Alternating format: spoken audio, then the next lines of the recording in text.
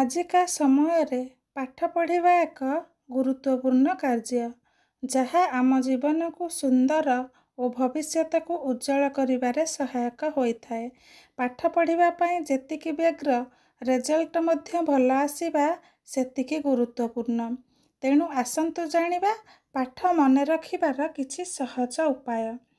प्रथमे पाठ पढ़िबा पूर्वरु मन को शांत रखिब एवं प्रति विभाग को विभागीकरण करिदेब एवं प्रतिदिन गोटिए किंबा दुईटी विषय को ध्यान सहकारे पढ़िबा आवश्यक, जहाद्वारा कि पाठगुड़िक सहजरे आयत्त करि होइथाए एवं परदिन सेही पाठ को पुणी थरे रिविजन करिनेबा आवश्यक, जहाँकि सबुदिन पई मने रही जाइथाए।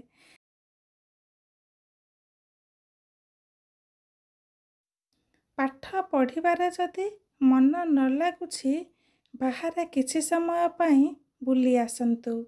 सबुज गछ थिबा स्थान रे टिके बुली आसिले मन को हल्का लागे एवं अधिक पढ़िबा पई इच्छा होइथाए, जहाद्वारा मन भल लागिबा सह पाठ पढ़िबा पई आग्रह लागिथाए एवं पाठगुड़िक सबुदिन पई मनरे रही जाइथाए एवं परीक्षा देला बेले सेही प्रश्नर उत्तर गुड़िक आमे सहजरे खातारे लिखि थाउ एवं परीक्षारे भल रिजल्ट रखी उत्तीर्ण होई थाउ।